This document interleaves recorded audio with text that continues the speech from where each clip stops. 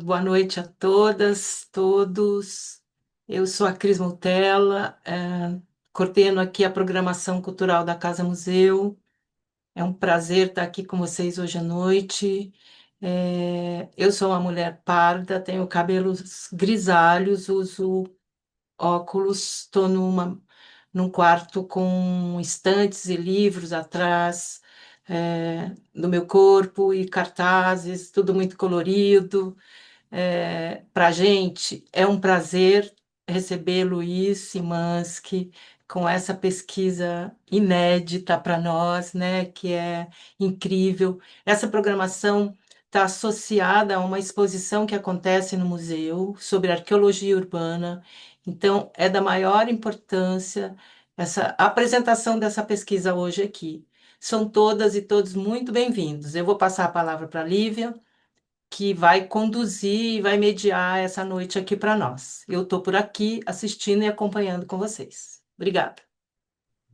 Obrigada, Cris. Boa noite a todas as pessoas presentes. Meu nome é Lívia Orsatti. Eu sou colaboradora do Núcleo de Cursos e Palestras aqui da Casa Museu Ema Clabin. Eu sou uma mulher branca, uso um óculos branco, estou vestindo hoje uma blusa vermelha. E a gente está muito feliz hoje de receber essa palestra intitulada Estudos Arqueológicos da Diáspora Africana no Brasil. Para a viabilização dessa palestra, queremos agradecer os nossos patrocinadores, Klabin SA, Quinto Andar e Google Cloud. Agradecer também as nossas queridas intérpretes de Libras, Silvia Sato e Grace Santos, sob a coordenação da Silvia Sato Acessibilidade. Então, vamos direto à apresentação do nosso palestrante, Luiz Samansky. É doutor em arqueologia pela Universidade da Flórida, Estados Unidos, professor do curso de graduação em arqueologia da Universidade Federal de Minas Gerais e do programa de pós-graduação em arqueologia do Museu da Arqueologia e Etnologia da USP. Realiza pesquisas na área da arqueologia da escravidão africana, com destaque para os livros Engenhos e Escravidão em Mato Grosso, uma arqueologia das identidades, Arqueologias da Escravidão e Liberdade na Fazenda do Colégio, coorganizado com Flávio dos Santos Gomes, e Arqueologia Histórica Brasileira, coorganizado com Marcos André Torres de Souza. Luísa, é uma alegria te receber aqui hoje para a gente, nesse tema tão fundamental. A palavra é sua, seguimos aqui com você. Acho que o seu microfone ainda está. Vamos lá. Boa noite a todos e todas. Eu quero agradecer essa apresentação da Lívia Orsatti, quero agradecer o convite da Casa Museu Ema Clabin, a Lívia Orsatti e Cris Motella, com quem eu me comuniquei nesse tempo. E o que eu vou apresentar aqui para vocês em grande parte, o resultado das pesquisas que eu venho realizando sobre a questão da escravidão africana no Brasil nos últimos, digamos, desde 1999, que é quando eu comecei a fazer pesquisas nos engenhos de Mato Grosso. E o que eu vou apresentar, então, serão os contextos que eu tenho trabalhado, essa materialidade que é proveniente principalmente de espaços, de senzalas, de plantations e de engenhos de açúcar e de fazendas de café, tanto no Mato Grosso quanto no sudeste do Brasil, no Rio de Janeiro, em Minas Gerais e, mais recentemente, também em contextos de quilombos arqueológicos dos séculos XVIII e XIX de Minas Gerais. Próximo slide.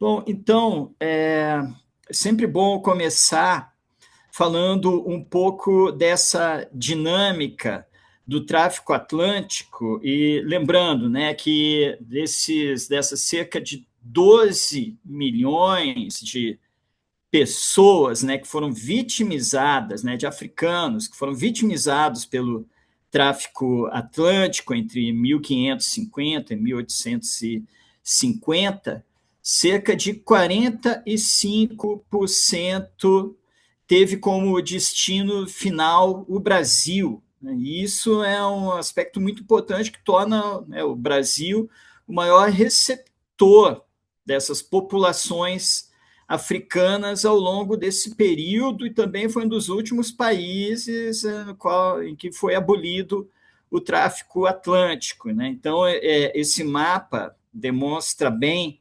essa escala, essa intensidade do tráfico atlântico nesse período. E o que essa dinâmica levou? Né? Levou com que a chegada de africanos no Brasil fosse constante durante esse período de 3 séculos. Isso vai ter implicações com relação a esses processos de manutenção e de transformação das culturas africanas no Brasil, e de que forma que isso vai estar expresso na materialidade que encontramos nesses contextos arqueológicos. E, por outro lado, também isso torna o Brasil um país central nos estudos arqueológicos da diáspora africana, porque somente para se ter uma ideia, né, enquanto 45% dos escravizados africanos tiveram como destino o Brasil, os Estados Unidos foi somente 5% desse tráfico, né? E, no entanto, as pesquisas arqueológicas sobre a escravidão africana têm uma trajetória muito mais prolongada nos Estados Unidos. Começaram no final da década de 1960. E aqui no Brasil a gente vai ter os primeiros estudos somente no final da década de 1970, né? Justamente os quilombos de Minas Gerais, pelo professor Carlos Magno Guimarães. Próximo. O que eu estou apresentando aqui, esse mapa, são os contextos que eu pesquisei ao longo desses, digamos, 27 anos em que tenho me dedicado à temática. Então, números 1, 2 e 3 são engenhos de açúcar do Mato Grosso, da região de Chapada dos Guimarães. Outro contexto que eu trabalhei bastante foi o Colégio dos Jesuítas de Campos dos Goytacazes, que teve, né, um espectro de ocupação bastante prolongado, né, que vai além do pós-abolição, né, comunidades descendentes, né, de pessoas escravizadas ainda viviam nesse contexto, né, até 1980. A Fazenda Santa Teresa, né, no Vale do Paraíba, em Valença, também foi outro contexto estudado, e a Fazenda Santa Clara, né, em Santa Rita de Jacutinga, em Minas Gerais, também ali no Vale do Paraíba, ou na zona da Mata Mineira. A Fazenda São Bento, também em Campos dos Goytacazes.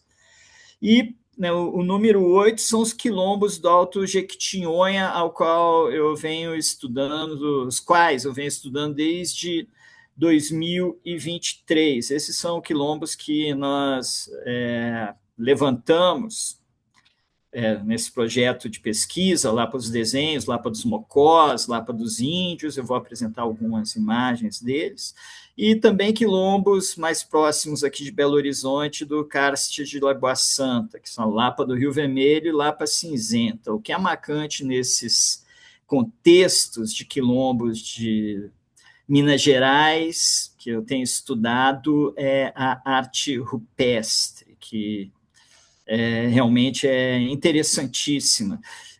Adiante, por favor.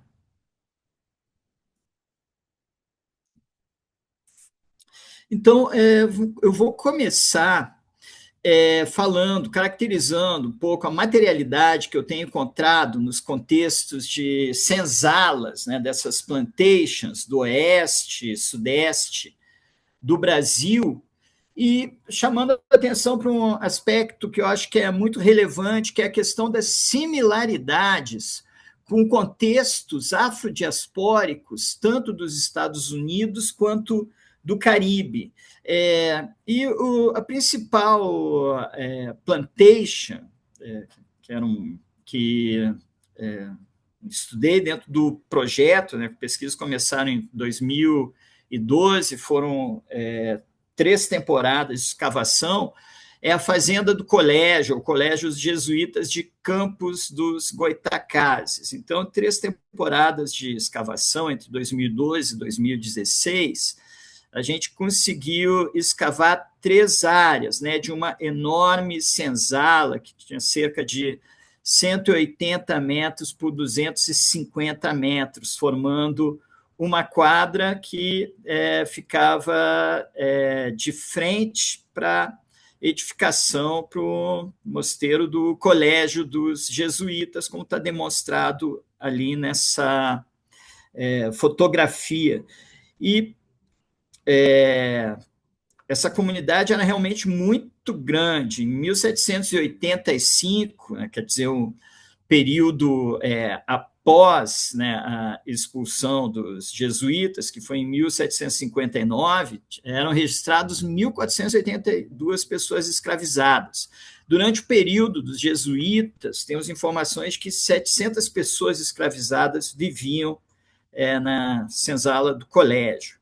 Agora, né, 1785, entre 1759 e 1785, a propriedade passou para as mãos da coroa portuguesa e, em 1785, foi comprada por um comerciante português. Então, o que é que ocorre? Né? Chega ao final do século XIX, a gente já tem 2.000 pessoas escravizadas nessa propriedade, e ao longo do século XIX, vai declinando esse número. Né? Em 1819, são 1.500 pessoas escravizadas, 1843, 1.111, 1894, já pós-abolição, ainda haviam 242 pessoas libertas, né?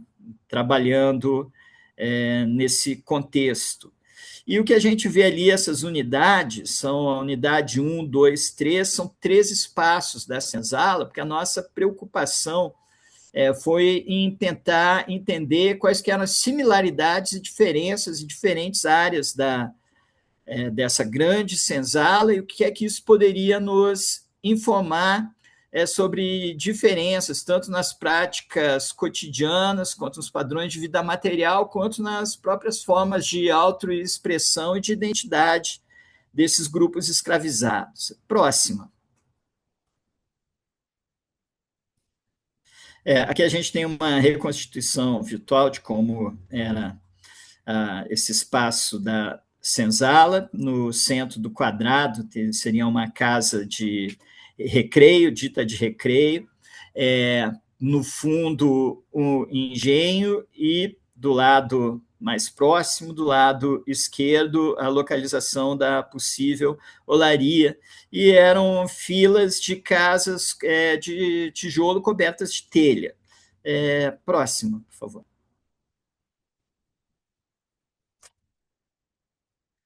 Bom, um dos materiais mais abundantes nesse contexto foram os restos faunísticos, foram materiais tão relacionados com a alimentação, sobretudo com o consumo da proteína animal.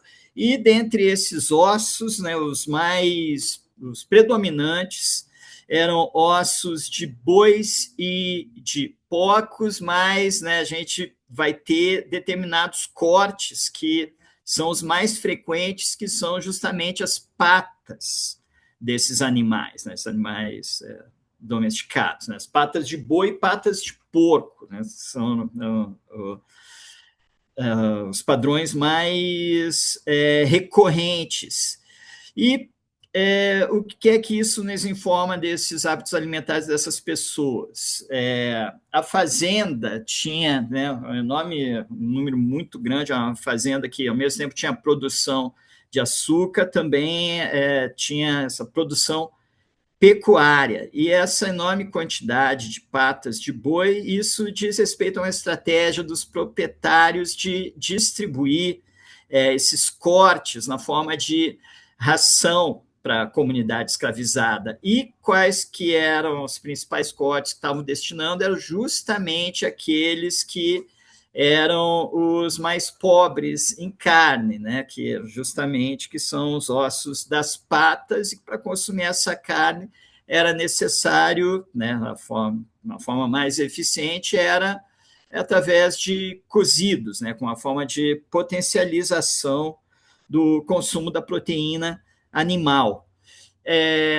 E o aspecto que é muito interessante considerar é que isso é recorrente tanto em contextos do Caribe quanto em contextos dos Estados Unidos, ou seja, essa foi uma estratégia muito comum entre os proprietários. Então, o que essa materialidade está demonstrando um padrão que era comum a esse gerenciamento dessas unidades produtivas rurais, dessas grandes plantations vinculadas com essa distribuição de proteína animal mais pobre em carne de animais domesticados para grupos escravizados, né? Então, está muito dentro desse padrão já observado nessas outras regiões das Américas. Próximo. Por outro lado, nós também encontramos uma quantidade significativa de ossos de animais silvestres, né, uma predominância de ossos de gambá e de ossos, osteodermas de jacaré, e também uma grande diversidade de peixes e aves que começamos a estudar mais recentemente, e que não eram animais domesticados, e isso vai dizer respeito às estratégias que esses grupos desenvolveram de captação de recursos, ou seja, isso demonstra que eles tinham um conhecimento bastante profundo daquela região da fazenda e do ambiente do entorno e dos locais onde eles poderiam estar caçando e pescando, e assim complementando essa ração de proteína animal. Então, isso é muito demonstrativo da agência desses grupos. E o que é interessante é a praia, né? O colégio está situado a 20 quilômetros em linha reta da praia, e nós encontramos também conchas, né, que foram coletadas na praia. Então, né, só para se ter uma noção do alcance, né, desse domínio territorial e dos diferentes recursos que esses grupos estavam explorando. E isso vai muito contra uma ideia de uma população escravizada que estava restrita àquele espaço da senzala e estritamente vigiada, né? O que a gente observa com essa variação é que estavam ocorrendo estratégias de negociação social entre a população escravizada e os proprietários, e que permitia, pelo menos em determinados momentos, essa mobilidade, pelo menos para alguns membros da senzala, para acessar esses recursos. E esse é outra comunalidade com contextos do Caribe, dos Estados Unidos, que também é muito evidente nesses contextos essa prática da caça e da pesca por grupos escravizados com a forma de complementação, né, da proteína animal na dieta. Próximo.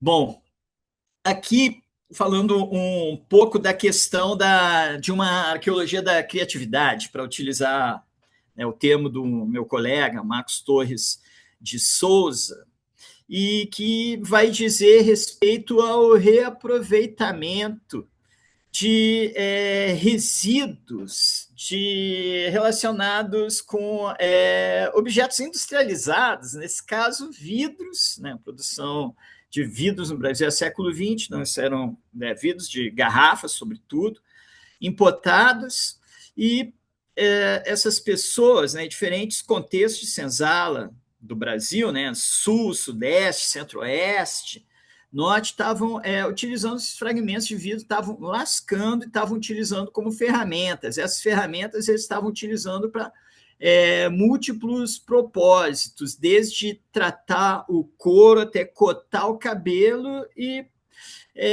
provavelmente também para cortar carne, para preparar outros objetos, para preparar cabos de ferramentas, dentre outros objetos. E qualquer outro aspecto interessante é que artefatos de vidro lascado também são comuns em contextos da escravidão do Caribe e da América do Norte, dos Estados Unidos. Né? Então, essa é outra comunalidade que encontramos, né, entre esses contextos, né, as diferentes regiões das Américas. Próximo, por favor.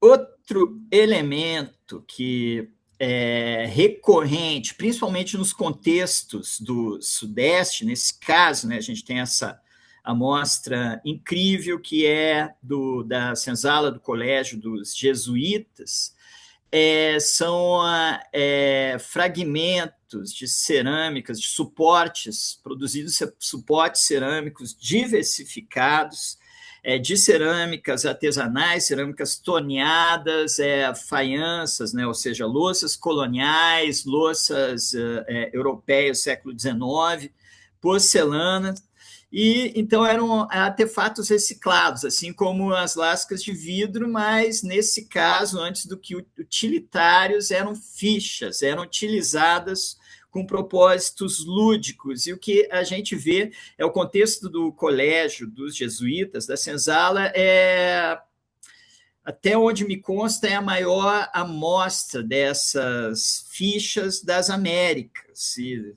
contextos da escravidão das Américas, e a gente tem essa enorme diversidade morfológica, com padrões circulares e angulares, losangulares, quadrangulares, triangulares, e essas fichas, então, estavam sendo utilizadas em jogos dentro da comunidade da senzala e foram encontradas em todos os contextos da senzala entre o começo do século XVIII até o final do século XIX. No século XX já não existe mais, e na comunidade descendente também não se tem uma memória do uso dessas fichas. Mas a gente sabe que essa associação contextual com essas pessoas escravizadas, ela também está retratada na iconografia, como é o caso dessas pessoas, né, jogando justamente com fichas circulares, né, na ilha de Antíqua, no Caribe, e no fundo dessa gravura do Debré, né, da década de 1820, que a gravura famosa sobre os barbeiros ambulantes, mas bem no fundo vemos duas pessoas escravizadas de ganho, jogando fichas, e são fichas triangulares e quadrangulares que a gente vê ali que são muito similares a essas da senzala do colégio, que nós também temos mesmo padrões morfológicos na senzala vizinha da fazenda São Bento. Então, aqui nesse caso, nesse registro arqueológico, no momento a gente fala o cotidiano da escravidão, a gente está muito acostumado a considerar sempre o aspecto da violência, da opressão desse sistema, mas, por outro lado, tem essa questão dessas pessoas estarem construindo uma comunidade. Né? São grupos familiares que estão construindo uma comunidade, estão vivendo através das gerações nessa comunidade, e essas práticas lúdicas eram uma forma de manter esses vínculos comunitários. E, novamente, fichas recicladas de louças, cerâmicas, elas são também encontradas em diversos contextos afrodiaspóricos, tanto do Caribe quanto dos Estados Unidos. Então, a gente está falando de uma série de similaridades materiais entre esses contextos que vão caracterizar uma boa parte da arqueologia de senzalas nas Américas. Próximo slide, por favor.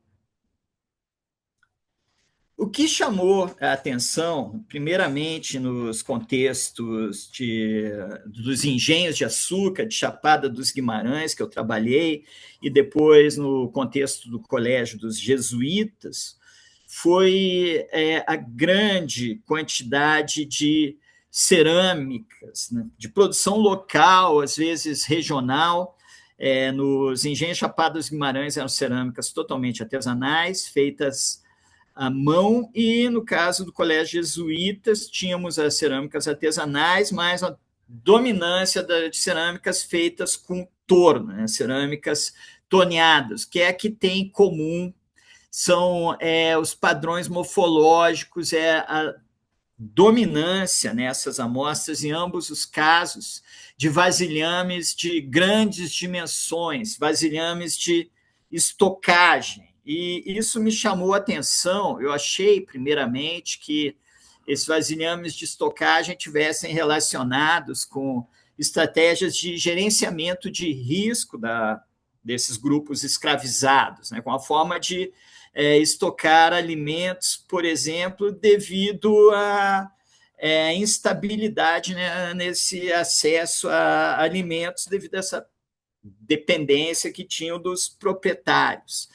Mas o que é que ocorre é que a gente está com outra comunalidade, com os Estados Unidos e com o Caribe, estudos recentes realizados, né, nessas amostras de diversas plantations, né, dos Estados Unidos e do Caribe, verificaram esse mesmo padrão, uma forte dominância desses vasilhames cerâmicos de grande dimensões, né, que são vasilhames destinados à estocagem. E o que é interessante é que, nesse estudo que foi realizado por esses autores, se verificou que essa predominância de grandes vasilhames no espaço da senzala ocorria nos estabelecimentos onde essas pessoas escravizadas tinham acesso às roças próprias e a uma produção agrícola própria. E essa produção, né, elas podiam servir tanto para sua subsistência, mas os excedentes eram comercializados, e muitas vezes comercializados no mercado, o que permitia a essas pessoas formar um pecúlio, ok? Ou seja, ter acesso a um dinheiro e, assim, começar a participar na qualidade de consumidores daquele mercado local e regional. O que é que ocorre? A gente tem informações tanto para os contextos de Mato Grosso quanto do Colégio dos Jesuítas, que esse arranjo das roças próprias também ocorreu nesses dois contextos. E isso, então, explica essa grande popularidade desses grandes vasilhames de estocagem, que estavam relacionados com a estocagem dessa produção própria desses grupos escravizados, que estava gerando uma certa autonomia econômica, pelo menos permitindo essas pessoas formar um pecúlio que lhes permitia participar ativamente desse mercado local, regional. Próxima, por favor. E o que é que ocorre a partir desse momento que essas pessoas têm acesso a algum dinheiro por meio do trabalho extra que estão fazendo?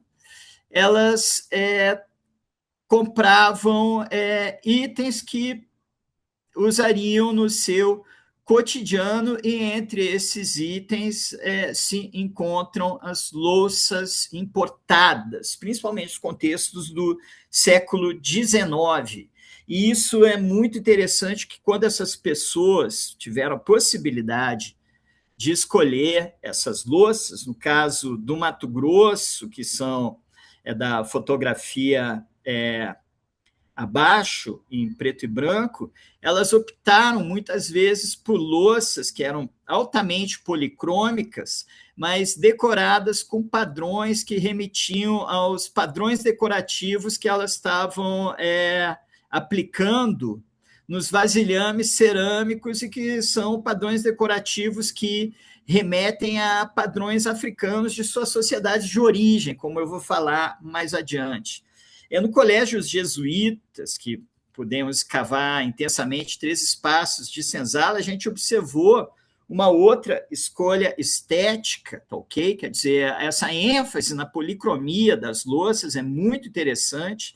Isso ocorre tanto no Mato Grosso quanto ocorre nesse contexto de senzala, como Colégio dos Jesuítas, tá? Sempre enfatizavam muito mais louças coloridas, e no caso do Colégio dos Jesuítas, a gente ainda tem, né, essa ênfase que foi comum nos 3 espaços dessas louças, né, faianças finas, inglesas, né, nesse padrão spatterware, que era uma espécie de um esponjado policrômico, colocavam sobretudo em tigelas, né, em vasilhames côncavos. Agora, o que é muito interessante de considerar, né, que vocês podem ver nessa fotografia, né, a gente tem uma molheira e um prato. São 2 peças. A amostra contém mais dessas peças de um espaço exclusivo do Colégio dos Jesuítas, da senzala, e essas peças são peças de porcelana chinesa de altíssimo valor, eram simplesmente as louças mais caras disponíveis no mercado, e essas pessoas tinham várias dessas peças nesse espaço de senzala. E isso, né, é uma questão que é muito interessante da gente considerar, quer dizer, né, era um bem de consumo típico da elite, no entanto, estava nesse espaço da senzala. E o que é que isso pode significar? Uma leitura mais simples seria considerar uma forma de emulação dos padrões materiais, dos proprietários, mas no momento que a gente considera que o que se estava criando nesse espaço de senzala esse tempo todo eram culturas de resistência, depois eu vou mostrar vários exemplos disso, uma outra leitura pode estar relacionada com o desafio à exclusividade no consumo desses itens de luxo. E, assim, uma afirmação, né? Porque, ao mesmo tempo que essas pessoas eram escravizadas, elas estavam ativamente participando nesse mercado local, tanto como produtores, vendendo sua produção, quanto como consumidores, que elas estavam comprando esses itens. E, a partir desse momento, algumas dessas pessoas, algum desses grupos,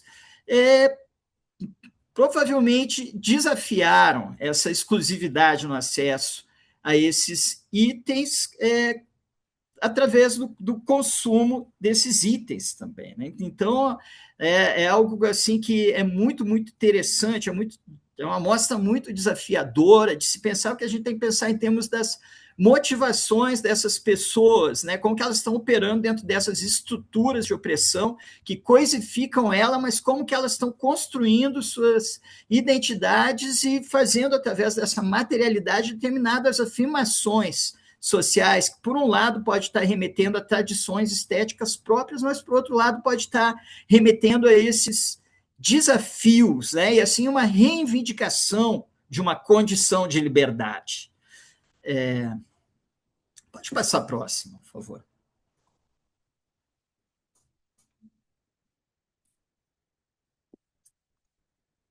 Bom, outro elemento comum, e que é muito comum em contextos afrodiaspóricos das Américas, são as contas de colar, são geralmente contas de vidro. A gente tem uma rica iconografia vinculando esses colares, pulseiras e outros ornamentos com a população escravizada, africana e afrodescendente.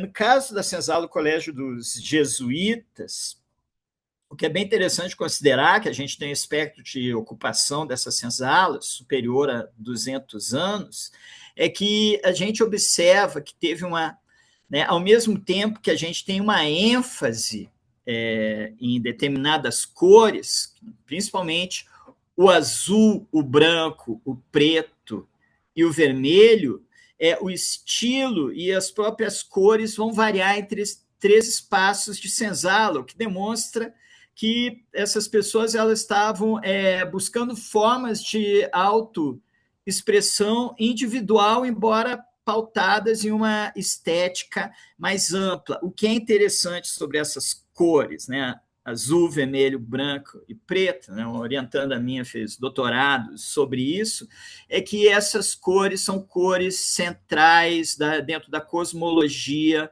da população Bakongo do Congo Angola e que foi um componente que veio em grande quantidade para o sudeste do Brasil no século XVIII e, sobretudo, no século XIX.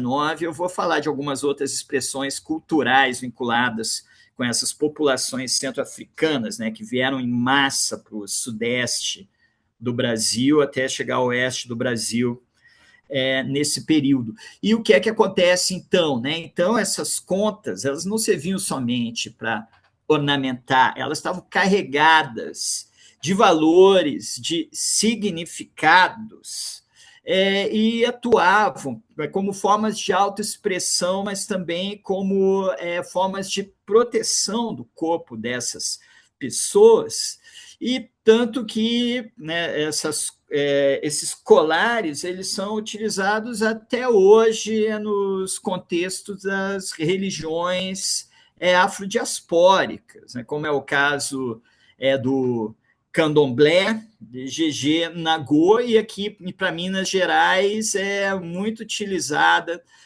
ainda nas comunidades, nos reinados e nas congadas, que tem essa forte tradição da África Central, que é mantida até a atualidade. Então, esses ornamentos são muito importantes devido a essa carga simbólica, religiosa, cosmológica que eles carregam. Então, essas contas já vão estar expressando esses valores dessas populações. A próxima. Desculpa, daí só mais um elemento. Como eu falei, elas também são comuns, então, em contextos afrodiaspóricos das Américas, né? Então, é mais outra comunalidade. Pode passar a próxima.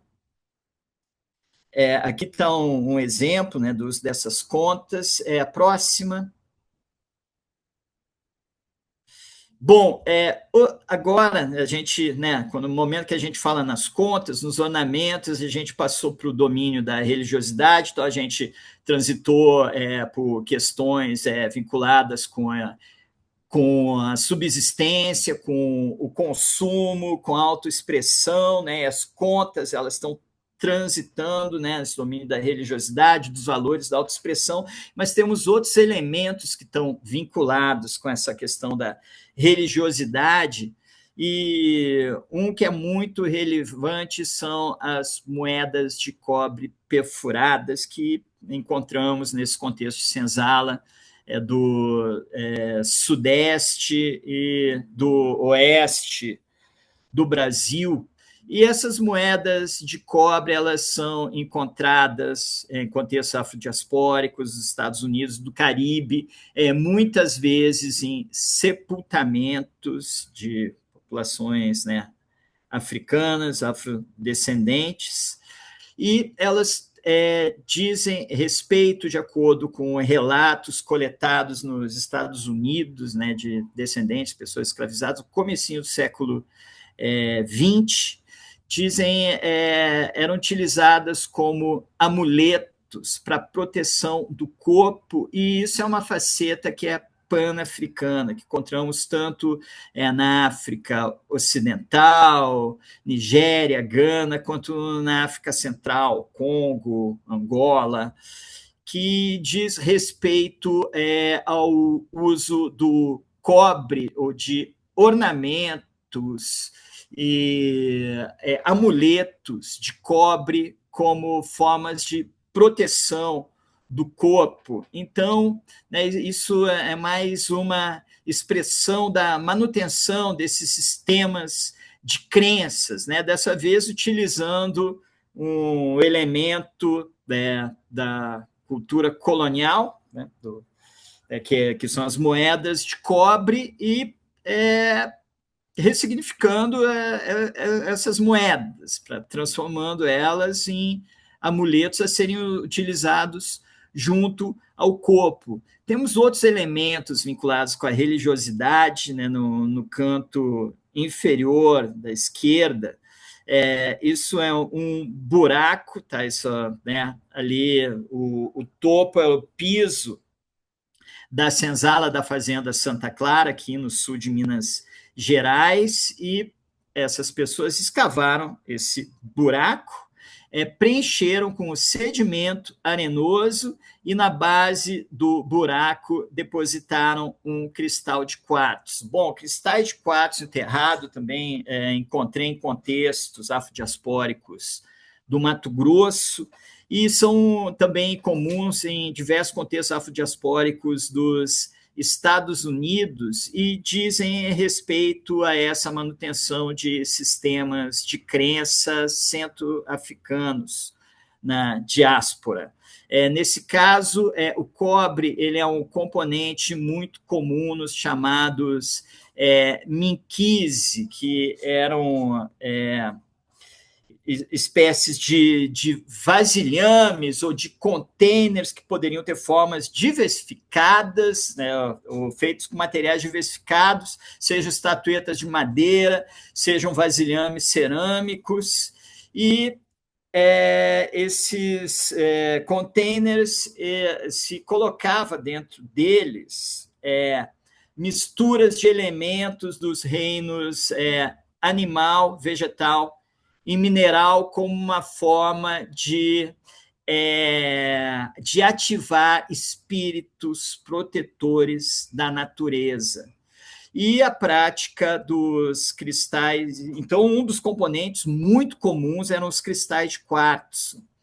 E, então, se encontram, nesses contextos afrodiaspóricos, esses cristais de quartzo enterrados, e o quartzo era muito importante na cosmologia do Bakongo, dessas populações do Congo, porque devido à capacidade refletiva, né, desse cristal, né, tipo, bate a luz, reflete a luz, e isso é visto como o brilho dos espíritos. Então, o quartzo era um elemento que atraía os espíritos e era simbólico da divisão entre o mundo dos vivos e o mundo dos mortos, nessas cosmologias, né, que é a chamada a Calunga, que é a linha divisória entre esses dois mundos. Então, esse quartzo enterrado no espaço da senzala vai dizer respeito à manutenção desses sistemas de crenças, né, desses valores, dessa religiosidade centro-africana, e tinha certamente o propósito de proteção desse espaço da senzala. Um outro elemento que encontramos, né, em espaço de senzala, também tem sido encontrado sepultamentos, por exemplo, na Praça da Sé de Salvador, são as conchas de búzios, e todo mundo que já teve algum contato com as religiões afrodiaspóricas sabe da significância dos búzios, né? A gente vai ter o jogo de búzios no candomblé Gegé Nagô, né, que é de base iorubá, mas também os búzios também eram utilizados pelos especialistas religiosos, né, os chamados Ganga, na África Central, na região do Congo e Angola. Também era utilizado em práticas divinatórias e também era utilizado como amuleto de proteção. Então, nós encontramos também essas conchas de búzios, que é mais um elemento que está totalmente vinculado com essas questões cosmológicas e religiosas desses grupos. E no canto ali inferior da direita, nós temos um fragmento de cachimbo que está decorado justamente com impressão de conchas de búzios, que muito similar, inclusive, a cachimbos registrados no Congo, da cultura Bakongo, do final do século XIX. O que é interessantíssimo, a pesquisa que estamos desenvolvendo agora em parceria com o Laboratório de Física da Universidade Federal de Maringá, é que descobrimos que alguns desses cachimbos são produção local do espaço da senzala, porque a composição dele corresponde à composição da argila daquele espaço. Então, isso é uma prova dessa produção desses cachimbos nesse contexto de senzala, o que torna ainda mais significante essas representações iconográficas, porque vai dizer respeito à manutenção dessa cultura de resistência muito pautada na manutenção dessas memórias, desses valores africanos. Por favor, a próxima.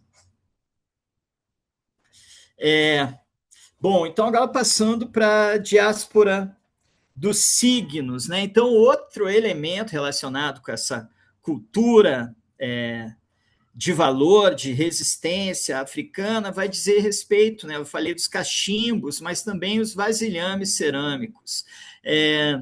Principalmente os contextos do sudeste, do oeste, vasilhames cerâmicos, eles são muito comum terem decoração plástica, na forma de incisões, sobretudo na forma de incisões, mas o uso de outras técnicas decorativas.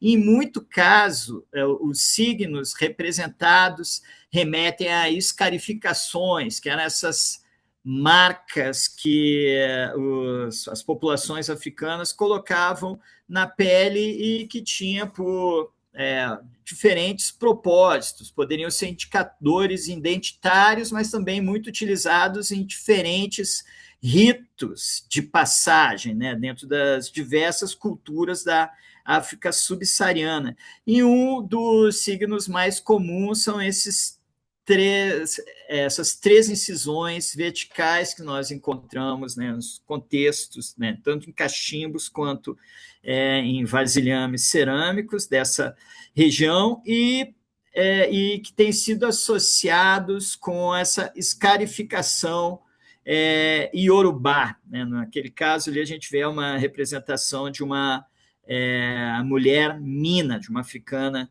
mina no Rio de Janeiro, que foi feita por Rugendas, que a gente vê direitinho, né, essas escarificações nesse padrão no rosto dela. Próximo, por favor.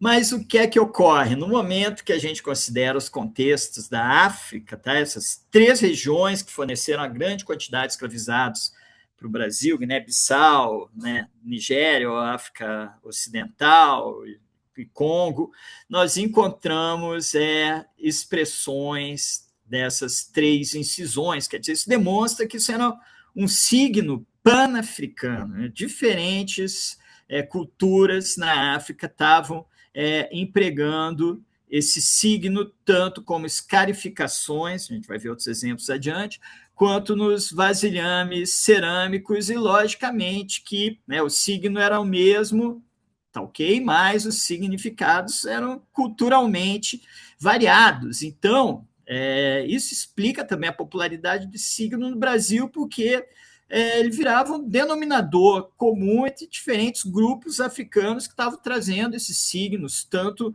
no rosto, mas reproduzindo nos vasilhames cerâmicos. Essa reprodução desses signos nos vasilhames cerâmicos é outra faceta, né, de uma manutenção de valores africanos no Brasil, porque vai dizer respeito a uma cosmologia comum às sociedades da África subsaariana, que vincula os vasilhames cerâmicos com corpos humanos, né? Em diversas dessas sociedades considera que os seres humanos, né, eles vieram de vasilhames cerâmicos, foram produzidos vasilhames cerâmicos e esses vasilhames deram origem aos seres humanos, e dessa forma os mesmos tratamentos que se dá ao corpo humano se dá aos vasilhames cerâmicos, e também as diferentes partes do vasilhame são denominadas com os mesmos termos que se aplicam aos corpos humanos. Então, você tem essa concepção antropomórfica da cerâmica, que é uma faceta pan-africana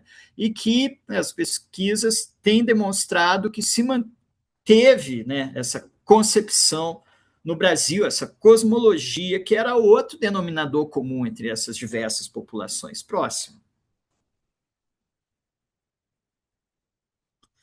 Então, somente para dar um exemplo dessas três incisões, a gente tem, né, em destaque esse vasilhame cerâmico do Congo, da cultura Bakongo, que foi coletado no final do século XIX, e a Camila Agostini registrou no nordeste de São Paulo, está na Fazenda Santana, uma escultura, né, que representa o corpo de uma pessoa escravizada e que tem essas três incisões bem no meio do peito.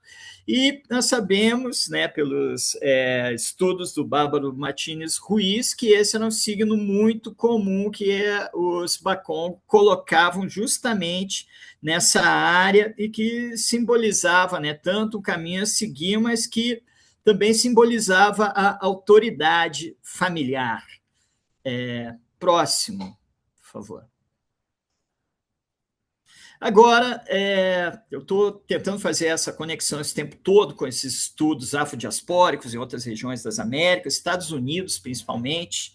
E os Estados Unidos, essa cerâmica encontrada nos contextos de senzala, né, foi chamada colonware, na década de 60, consideravam que as populações africanas teriam perdido seus conhecimentos na travessia do Atlântico e que, então, não teriam tido condições de reproduzir tradições culturais e tecnológicas nos contextos das Américas. Então, as primeiras explicações que se deram para essas cerâmicas é que essas cerâmicas eram produção indígena e que os proprietários compravam de comunidades indígenas esses vasilhames e distribuíam nos espaços da senzala.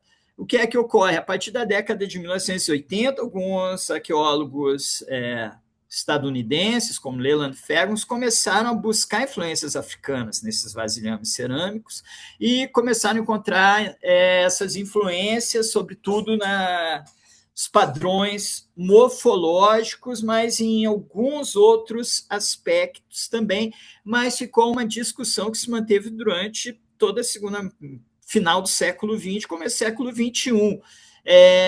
Quais eram os agentes responsáveis pela produção dessa cerâmica? Se seria uma tradição indígena, como alguns defendiam, ou africana, como outros acadêmicos defendiam. Próximo slide.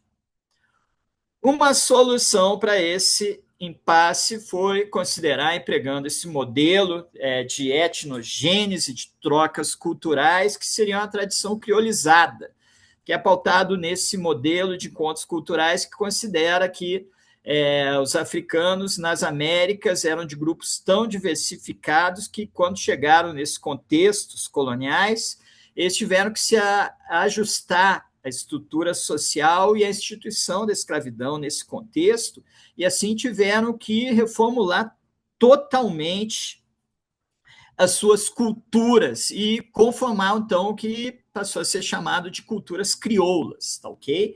Então, essa cerâmica seria um produto de uma tradição criolizada. E o mesmo modelo se aplicou para o Caribe. Na realidade, o modelo de criolização foi inicialmente pensado para o Caribe, né? No começo da década de 70.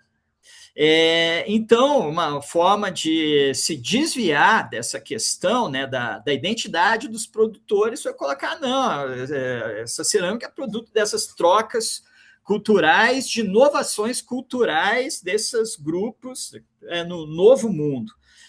Próxima.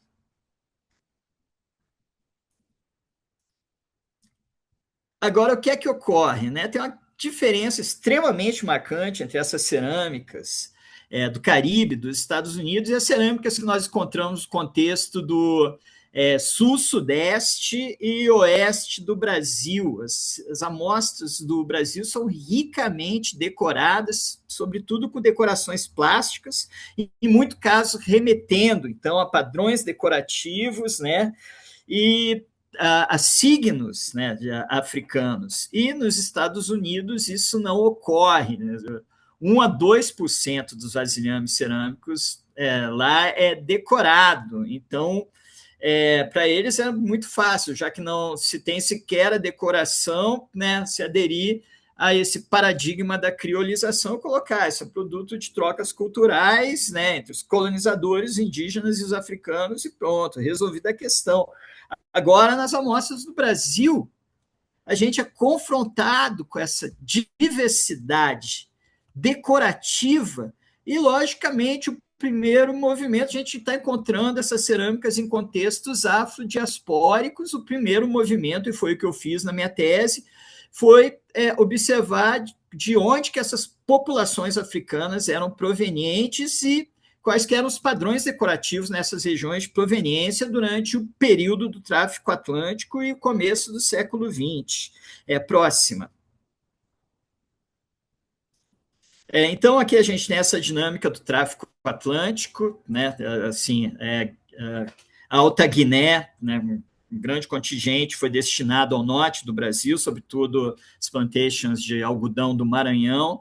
A Bahia, principalmente no final do século XVIII até meados do XIX, foi sobretudo África Ocidental, região de Nigéria, Gana, Daomé, né? E a África Central, sobretudo Congo e Angola, destinado ao Rio de Janeiro, próximo. E que foi o maior contingente, foi o da África Central, e essas populações da África Central são todas populações, em sua enorme maioria, são populações falantes do Banto, ou seja, que tem o substrato cultural comum, apesar de uma grande diversidade étnica. Próximo.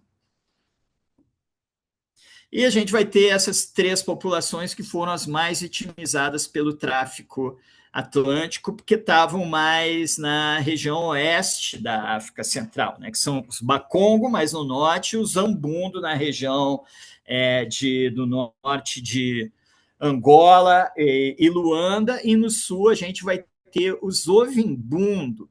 E essas populações compartilharam uma série de comunalidades, tanto linguísticas, as línguas que elas falavam eram bastante semelhantes, mas em termos de sistemas de valores, questões como culto aos ancestrais, culto da natureza, essa noção de Calunga como a divisão entre o mundo dos vivos e dos mortos. Então, mantinham inúmeros elementos cosmológicos e culturais comuns, e que isso permitia a eles, na diáspora, terem a possibilidade de se reagruparem a partir de parâmetros culturais comuns, né? Esse é um ponto central. Próximo, por favor. E o que é que ocorre no momento que a gente vê a distribuição geográfica dessa cerâmica artesanal com decoração plástica, ricamente decorada? Ela está justamente, a distribuição ocorre nos locais que foram de dominância demográfica das populações centro-africanas. Do Rio de Janeiro, esses africanos eram distribuídos tanto para o sul do Brasil quanto para Minas Gerais, de Minas Gerais para o Mato Grosso, e é justamente essa a área de ocorrência dessas cerâmicas com essa decoração plástica. No Nordeste, essa decoração é muito menos comum, e no Norte, então, nem se fala. Okay? Então, se tem essa correlação entre essas populações centro-africanas com essa decoração plástica, essa correspondência demográfica. Próxima.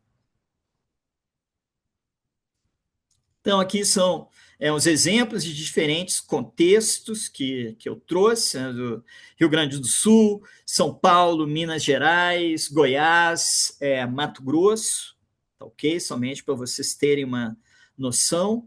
A próxima, inclusive, né, contexto de São Paulo, da exposição do museu, em Maclabim. Próxima. E o local onde foi realizado o estudo mais sistemático foi na minha tese de doutorado em Chapada dos Guimarães, que eu tive a oportunidade de escavar 3 plantations, depois estudar mais uma, além de um pequeno quilombo.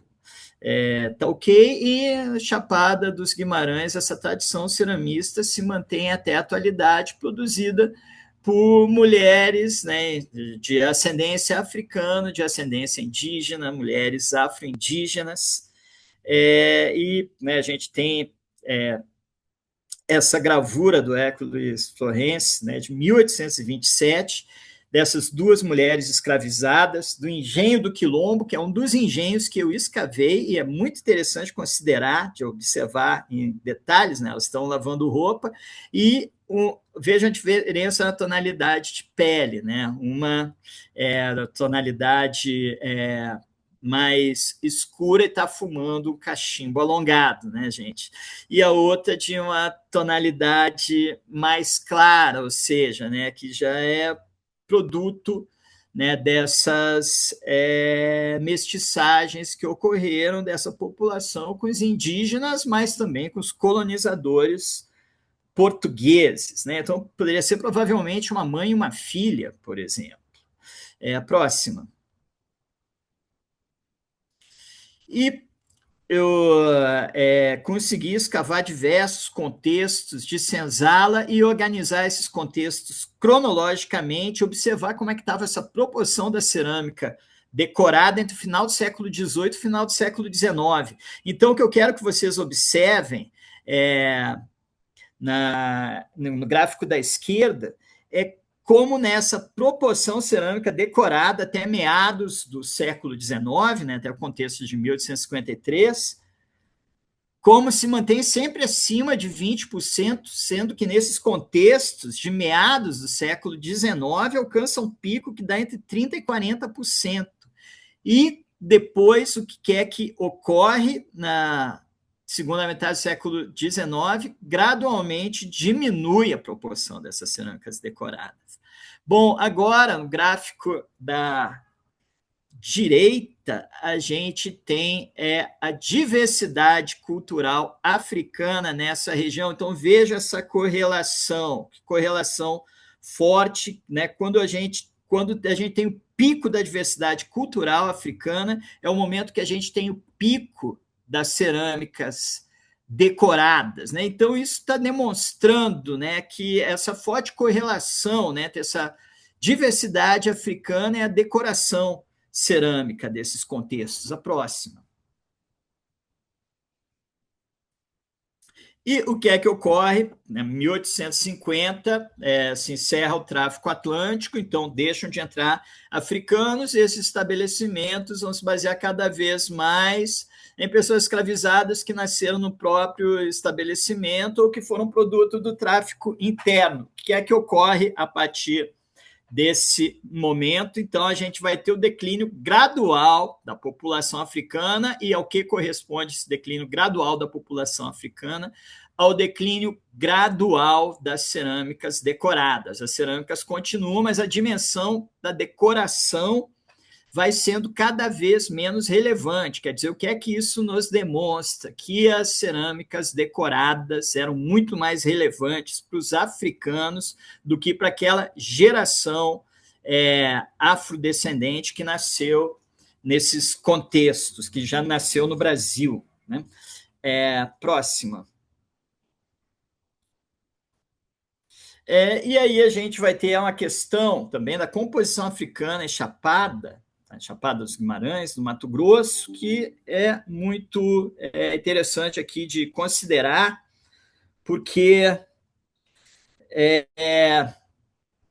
a gente vai ter grupos majoritários em diferentes momentos, né? Primeiramente, Mina, tá ok? Os chamados Mina, a gente sabe hoje que na sua maioria, né, durante o século XVIII, eles provinham, né, eram falantes do Guebê, provinham principalmente de Daomé, e adotavam o culto a religião dos Voduns, que teve muito contato com os Yorubá da Nigéria, tá legal? E o que é que ocorre com esses africanos Mina?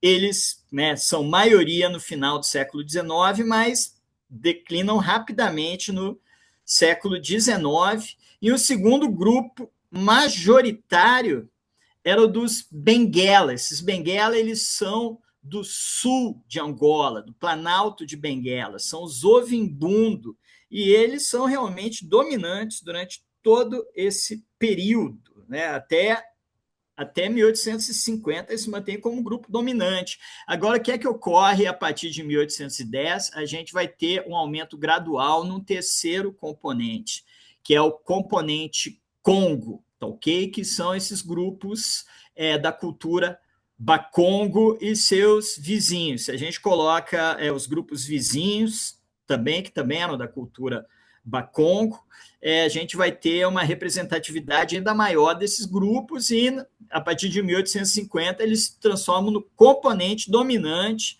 seguidos dos Moçambique, que estão vindo do leste da África, né?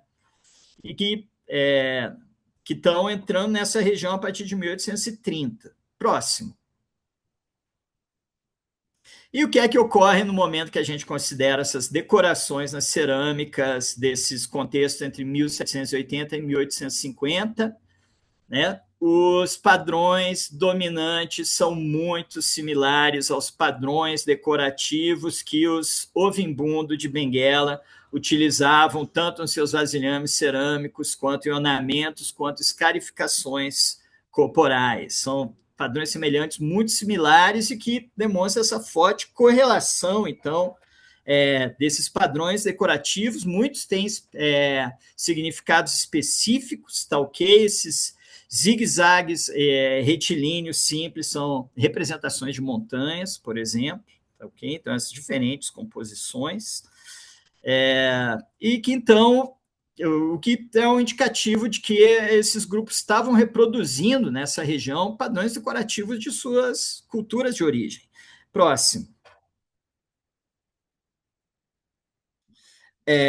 E o outro aspecto é que justamente esses contextos de meados do século XIX, eu falei que é o pico da diversidade cultural africana, e a gente também vai ter nesses contextos de meados do século XIX, da região, o pico da diversidade decorativa, tanto em termos de padrões decorativos quanto em técnicas de aplicação da decoração. Então, o que é que isso demonstra? Né? Que a cerâmica era significante para diferentes grupos de africanos que estavam chegando, estavam trazendo suas expressões culturais que estavam sendo colocadas nas cerâmicas, porque eram os suportes muito importantes de suas identidades, de suas memórias e de seus valores.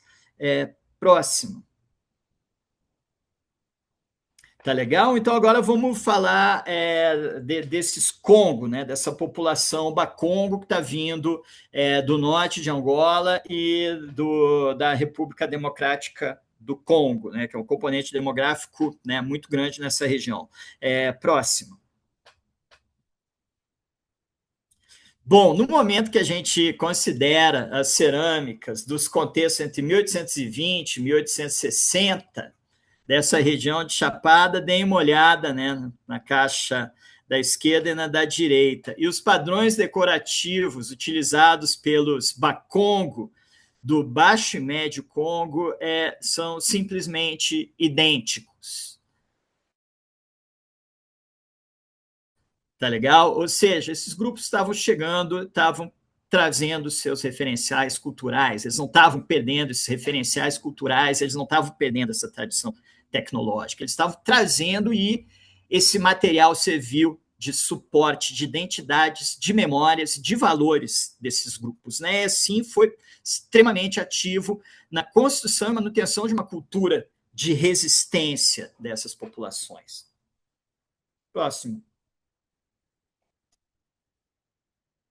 Então, voltando para a questão das escarificações, os monjolos, né, são um grupo que é vizinho aos Bakongo, então tem um grande compartilhamento de referenciais culturais, e eles tinham essas escarificações no rosto das 4 incisões, que é exatamente o que nós encontramos em vasilhames cerâmicos, né, das diferentes regiões do Brasil. Tá legal? Ou seja, aquela questão que eu já tinha falado da concepção antropomórfica dos vasilhames cerâmicos. Né? Próximo. E da relação com a identidade desses grupos, identidade e valores. Agora, a gente tem também a questão dos semicírculos concêntricos. A Camila Agostini, ela encontrou no Nordeste de São Paulo vasilhames cerâmicos com esses, né, que são esses do canto inferior direito, com esses semicírculos concêntricos, e ela associou com os Makua devido a esses registros de entradas de africanos com descrição das escarificações. Então, né, foi uma relação assim bastante acertada dela. Ela também observou, porém, que esse também é outro signo que se estende além dessas fronteiras étnicas, culturais, que a gente vai encontrar lá no leste, no oeste de Angola, né, entre os Lunda, né, que são os atuais Chokwe, que vivem nessa região, né, em escarificações no corpo. Agora, entre os Bakongo, a gente vai ter esse signo invertido, e nós encontramos os signos justamente vinculados com os Bakongo e o vasilhame cerâmico de Chapada dos Guimarães. Ou seja, esses grupos eles estavam ostensivamente reproduzindo esses signos, que eram signos muito importantes da identidade, da memória, da cosmologia deles, estavam ostensivamente reproduzindo esses signos nesses suportes cerâmicos. Próximo. E aí a gente volta novamente para o domínio da religiosidade, a gente está falando de cosmologia, então a religiosidade e o signo central da religiosidade Bakongo é esse cosmograma, que é o Tendo Kyanza Kongo, né, o cosmograma Bakongo, também chamado de Kenga, que representa essa trajetória do Sol entre o mundo dos vivos, na posição superior, e o mundo dos mortos, na posição inferior. E por que isso ocorre? Né? O Sol nasce e se põe no oceano, e daí vem a noite. Então, o oceano virou a calunga, que é a representação dessa linha horizontal, que então é um espelho da água que divide esses dois mundos, e a linha vertical vai dizer respeito ao ápice da existência da vida humana na parte superior e do ciclo da vida humana após a morte, embaixo da conexão entre esses dois mundos, entre essas duas fronteiras, porque não o mundo espiritual é altamente operante no mundo material, na cosmologia Bakongo, nas cosmologias Banto, nas cosmologias da África subsaariana de uma forma geral. Se tem essa conexão muito forte entre o mundo dos vivos e o mundo espiritual, as entidades espirituais, sejam os ancestrais, sejam outros espíritos, outras entidades. E nós encontramos esse signo também expresso em vasilhames cerâmicos em Chapada dos Guimarães, e eles somente aparecem justamente no momento que aquelas populações do Congo se tornam demograficamente dominantes na região. Esse signo ele foi primeiramente identificado nas plantations da Geórgia pelo arqueólogo Leland Ferguson, no final da década de 1980, em vasilhames cerâmicos que eram encontrados no fundo dos rios das plantations da Geórgia, e o Leland Ferguson muito bem associou com o culto a divindades aquáticas, né, por parte dessas populações africanas, e fez essa correlação já com o cosmograma Bakongo. O que é que ocorre? Né? A gente tem também essa representação do cosmograma em arte rupestre, em abrigos da cultura Bakongo, na região do Congo, abrigos da região do Lovo, datados entre 1400 e 1800. E nas nossas pesquisas nos quilombos de Minas Gerais, recentes, nós encontramos a representação desse signo também em um desses abrigos, como se dá para ver essa representação do cosmograma nesse canto inferior direito. Então, o que a gente tem? A gente tem a manutenção de sistemas de crença africanos na diáspora. Próximo, por favor. E é um signo que também está amplamente disperso, que vai além dos Bakongo, é amplamente disperso na África Central, entre diversas populações da África Central, embora os estudos mais aprofundados sobre a filosofia, sobre a cosmologia, tenham sido realizados entre as populações Bakongo, por etnógrafos. Próximo. E no Brasil, novamente, nós vamos encontrar esse signo, né? Encontramos inicialmente nas plantations Chapada dos Guimarães, vinculados com o componente Congo, mas encontramos também em cachimbos em diferentes regiões do Sudeste e Oeste do Brasil, em Minas Gerais.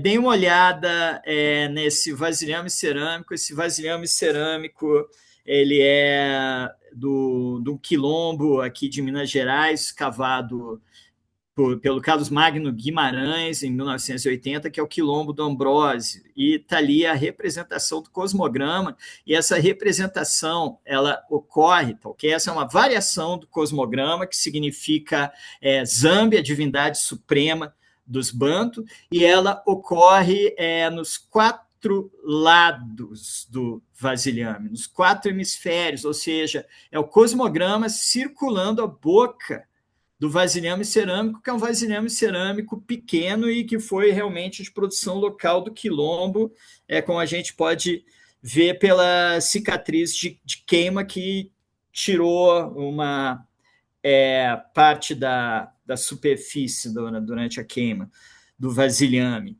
E então, nós encontramos, tanto em Minas Gerais quanto em Mato Grosso, essas regiões que tiveram esse componente banto e componente bakongo muito forte, então nós encontramos diferentes suportes, né? Isso que é muito interessante, vasilhames cerâmicos em cachimbos e, mais recentemente, também em arte rupestre, demonstrando, né, como esse signo central da cosmologia bakongo foi mantido por essas populações afrodiaspóricas no Brasil. Próximo.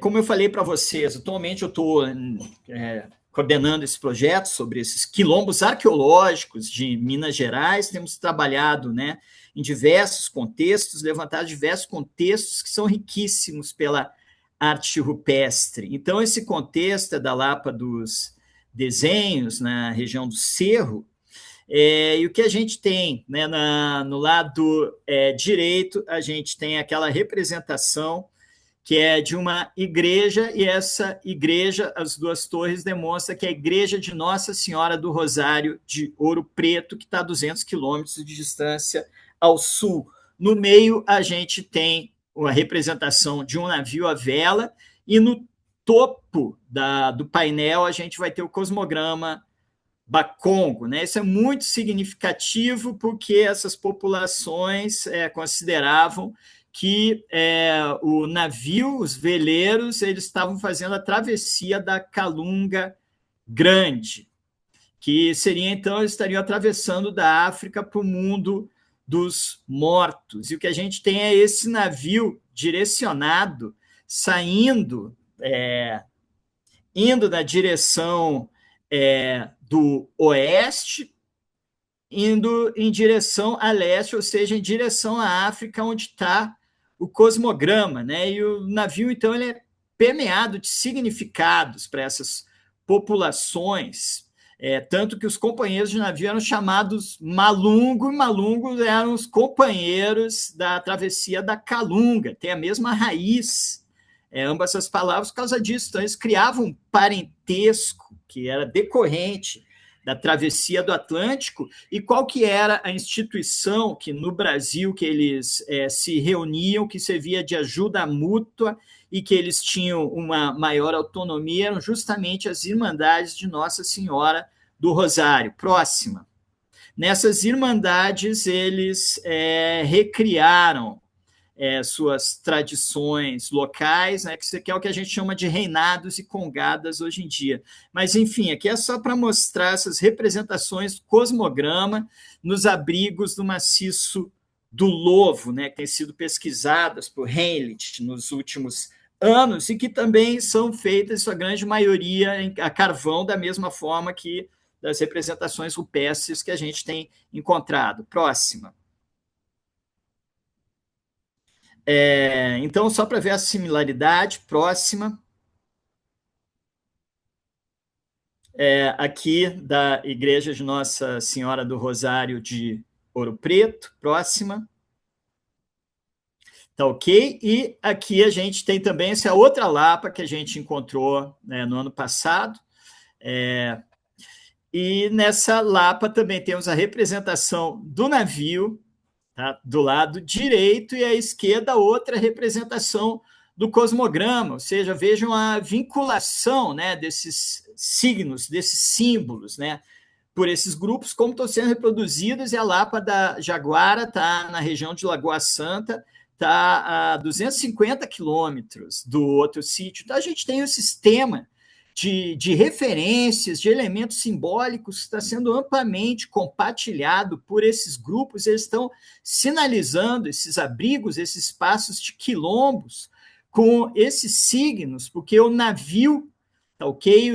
Que era o espaço da reconstituição de identidades e de parentescos construídos, né, nessa renovação da vida, que era a travessia da Calunga. Então, eram espaços de uma certa forma, de traumáticos, mas de inclusão. Então, a representação desses navios nesses espaços de quilombo. Próxima, por favor.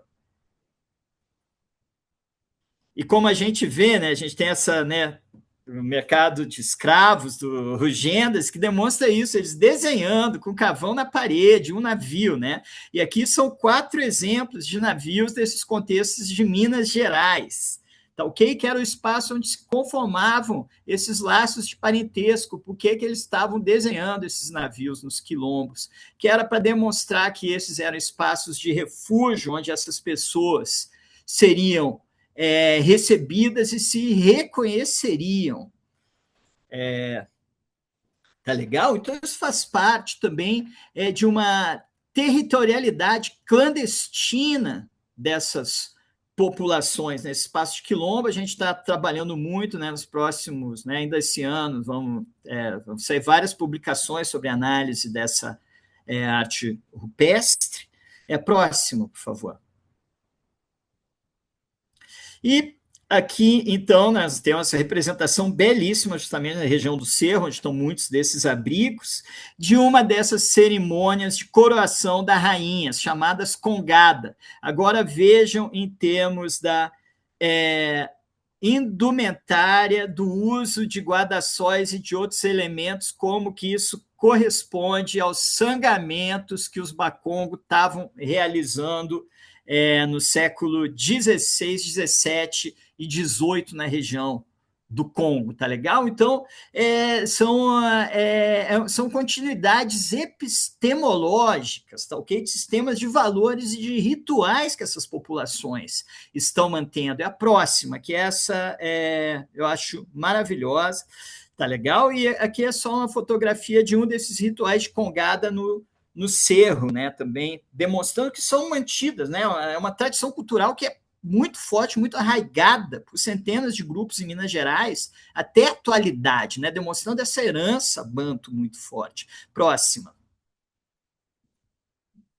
E aqui a gente tem, né, tem que olhar com detalhe, com atenção, para essa arte rupestre, essa gravação da Lapa do Rio Vermelho, e o que a gente tem é um grupo de sacerdotisas segurando objetos, veja a distribuição, são várias, são mulheres, e vejam como que é uma distribuição que como que remete a esses rituais de congadas, a essa coroação e cotejo dessas rainhas africanas, que eram elementos altamente significativos para essas populações. E aqui embaixo a gente tem outra igreja de Nossa Senhora do Rosário, dessa vez da cidade de Mariana, que aqui está, né, a gente tem a inscrição Cidade de Mariana nesse painel dessa Lapa, e Essa igreja, tá? Ela fica do outro lado. Essa igreja era o ponto de encontro, de concentração dessas populações africanas, onde executavam esses rituais. Então, o que é interessante considerar, a cidade de Mariana está de um lado e do outro lado do rio está essa igreja, está no alto de um promontório. E nessa Lapa a gente vai ter justamente essa igreja no outro lado da Lapa, de frente para essa concentração dessas sacerdotisas, né? Então vejam bem essa riqueza iconográfica incrível vinculada com essa manutenção dessa herança cultural africana e dessas práticas, da forma como essas práticas estão sendo mantidas e remodeladas nesses contextos coloniais da escravidão por esses grupos, né? Próximo, por favor.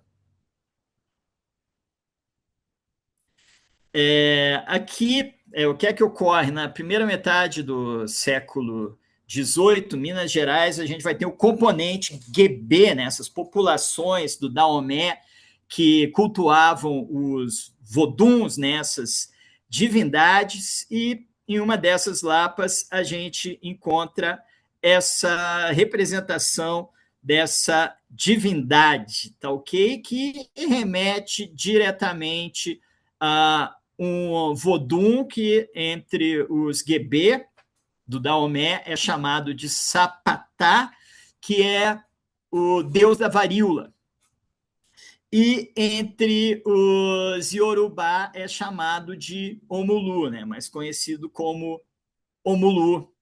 E o que é que a gente vai ter? A gente sabe, a gente chama de sapatá porque o componente africano forte que tivemos aqui no século XVIII foi o componente Guebé, que era dominante. Segunda metade do século XVIII passa a ser substituído pelo componente Banto. Então a gente tem, né, essas representações que estão remetendo a esses valores dos Guebé, também vinculados com o culto dos voduns, e Sapatá era uma divindade que era contestadora da ordem social, porque era dos grupos que tinham sido conquistados pelo reino de Daomé e tinham sido capturados para o tráfico atlântico, e vários dos reis de Daomé no século XVIII morreram justamente de varíola, e no Brasil tiveram vários casos, né, de epidemias de varíola, o que fez com que os sacerdotes do culto ao Sapatá fossem considerados extremamente poderosos, e assim vários deles eram capturados e eram mandados no tráfico atlântico, porque eles eram muito temidos pelos poderes regionais, né, pelo reino de Daomé. Então, o que é que a gente tem, né? A figura de Sapatá como contestador da ordem social. Então, isso é muito expressivo de justamente o Sapatá estar sendo reproduzido no espaço dessas lapas, onde esses grupos eram oprimidos o tempo todo, se buscava impor sobre eles a religião católica, mas eles estavam mantendo, os seus grupos estavam mantendo seus sistemas de crenças de forma suficientemente estruturadas, e esses espaços dessas lapas também estão servindo como espaços sagrados, espaços onde esses rituais estavam ocorrendo. Próxima, por favor. E é isso, acho que, né, falei bastante na realidade, acho que excedi aqui o meu tempo, quero agradecer muito a atenção de vocês, e coloco agora à disposição dos organizadores das organizadoras do evento. Luiz, que coisa maravilhosa, estou absolutamente encantada. O público também, porque a gente tem inúmeras perguntas. Então, para a gente se organizar aqui com relação ao tempo, eu pensei em fazer num bloco de duas. O que você acha? E aí você vai respondendo e a gente segue assim. Pode ser? Perfeito. Então vamos lá. Primeira pergunta da Vera Cecília. Muito obrigada pela palestra, super informativa. Qual o significado da figa na cultura africana? Na África, antes da diáspora, também se usavam contas de vidro? Acho que é melhor fazer um a um, porque o conteúdo vai se encontrar. Ótimas perguntas. Então vou começar a questão da figa, né? A figa é um amuleto que tem origem no Mediterrâneo, né? E ela simboliza a fertilidade, porque é uma representação do ato sexual, e ela foi muito adotada também pelas populações camponesas que seguiam o catolicismo não ortodoxo, não ortodoxo, e que acreditavam nessa crença no poder dos amuletos. Então, tinham certos denominadores comuns entre o catolicismo não ortodoxo, das populações camponesas, e essas crenças no poder dos amuletos ativados por entidades espirituais, né, entre as populações da África subsaariana. Tá? Então, o que é que se coloca? Né? O primeiro elemento que é, então, que a figa teria sido apropriada por essas populações africanas nos contextos diaspóricos, né? Elas são muito mais comuns aqui no Brasil, na América Hispânica, do que na América Anglofônica, né? Então, primeiramente esse aspecto, mas o que é que ocorre? Né? Na região do Congo e Angola, isso é bem interessante, porque os líderes espirituais, os Ganga, eles utilizam amuletos, né, em algumas regiões, com a forma aqui da mão fechada, não aqui cruzada, mas a mão fechada. Tá legal? Então é um elemento simbólico que era comum. Então, né, a figa vai fazer esse diálogo. Aliás, né, em grupos de congada aqui de Minas Gerais também é comum o uso desses bastões, tá ok? Mas em forma de figa, que são esses bastões, eles têm um poder religioso muito forte para esses grupos. Em muitos casos, né, eles contém reentrâncias onde eles inserem determinados objetos, que são os objetos que atraem as forças espirituais para os bastões, naquela concepção de Minkise que eu tinha falado antes para vocês. Então, primeiramente isso. Com relação às contas de vidro, tá? Ótima questão também. As contas de vidro, elas começam a entrar na África, né, no oeste da África, região de Gana, Nigéria, a partir do contato com o mundo arábico, né, pelas caravanas transsaarianas a partir do século VIII depois de Cristo. Se tem algumas evidências já de uma produção local dessas contas, mas em baixa proporção no oeste da África, mas elas se tornam extremamente populares a partir do tráfico atlântico, tá ok? Então é um elemento que as populações africanas passam a valorizar demais. Em muitos casos se utilizavam, na região do Congo-Angola, se utilizavam essas contas como moedas. Então, os europeus que iam comercializar nessa região levavam muitos barris dessas contas para comercializar com as populações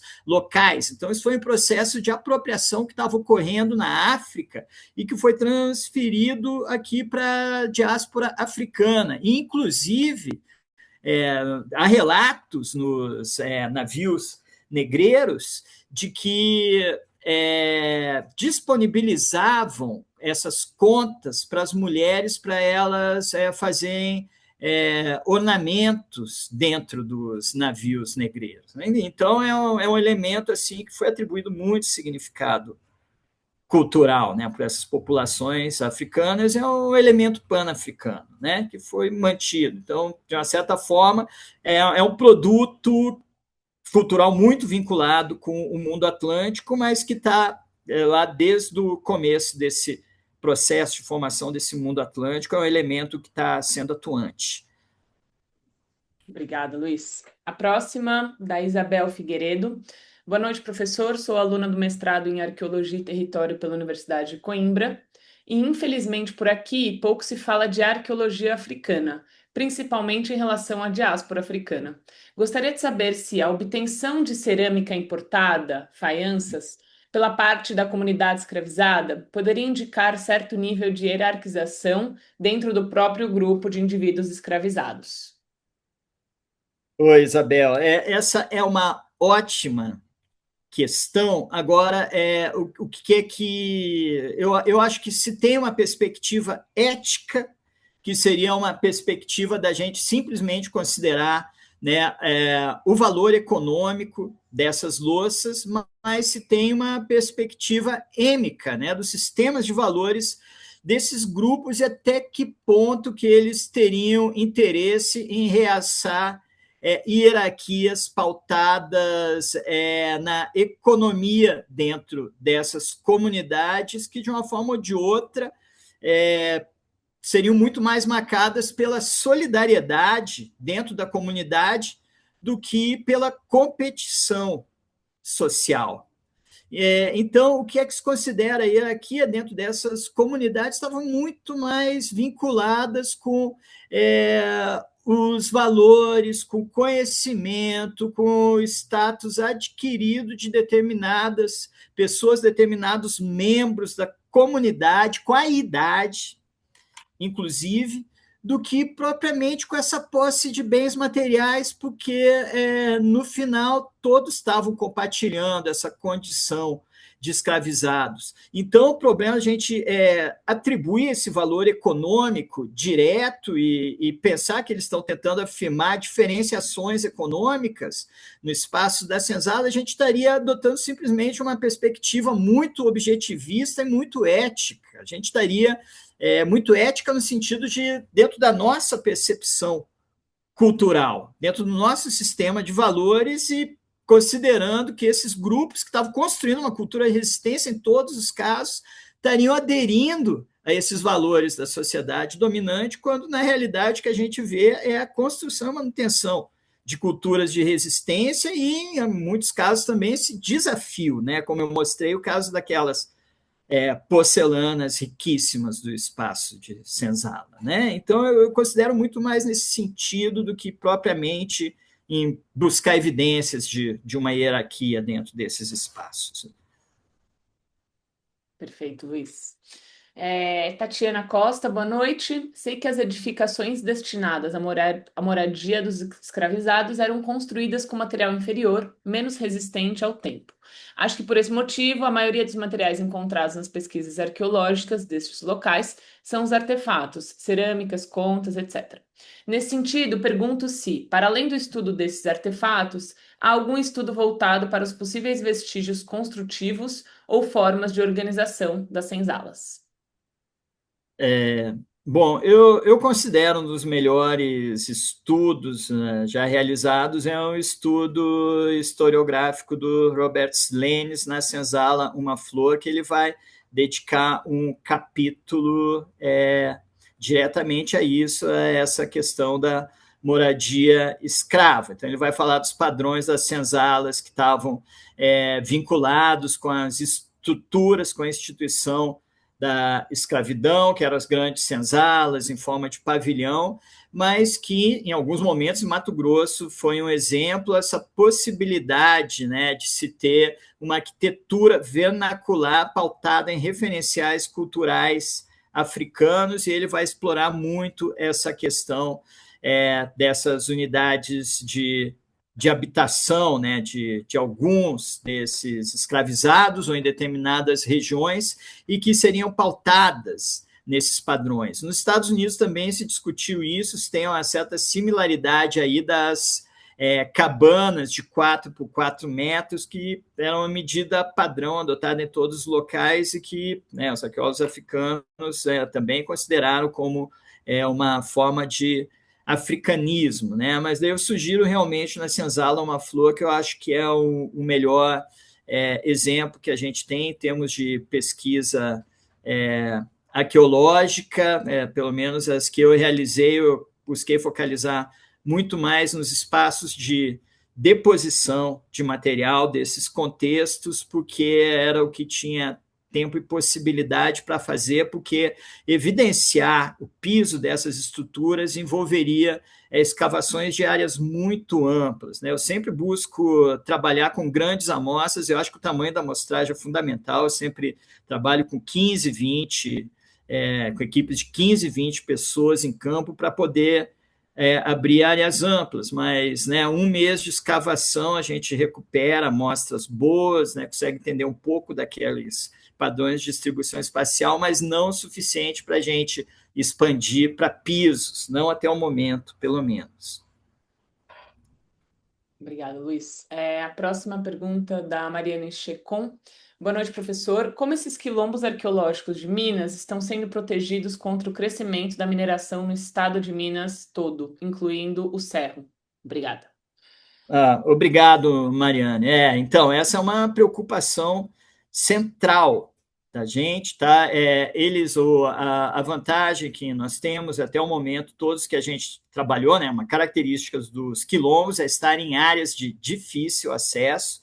Então, geralmente, né, nós penamos muito para chegar nesses espaços. Então, felizmente, nenhum dos que a gente encontrou até o momento estava dentro de áreas que sejam diretamente ameaçadas pela mineração. Mas esse é um ponto-chave, porque, né, esses são contextos importantíssimos, historicamente, culturalmente importantíssimos. A gente tem trabalhado em contato com as comunidades quilombolas, né, dessa região, inclusive levamos, né, sempre contactamos, né, já em alguns casos, né, nós identificamos esses espaços dentro do território de comunidades que elas não reconheciam mais, em outros casos, elas nos levaram em espaços que tinham a tradição oral de ser quilombo, nos contaram histórias do tempo da escravidão vinculadas com esses espaços, mas eu acho que esse é o papel da arqueologia, né? É o papel político que é fundamental, que a partir do momento que a gente dá evidência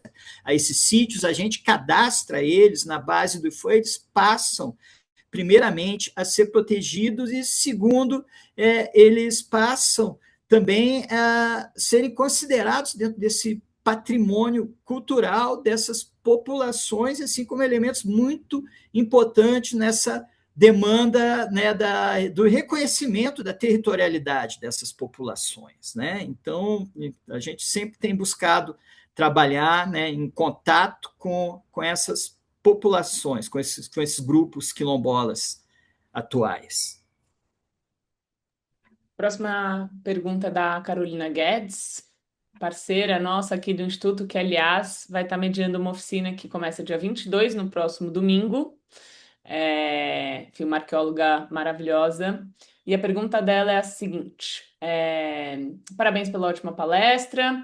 Você chegou a conhecer os sítios rupestres lá da Chapada? Existe um sítio que fica dentro do parque, que foi chamado de Afro, composto por uma única unidade gráfica, uma gravura muito semelhante a essas que você mostrou.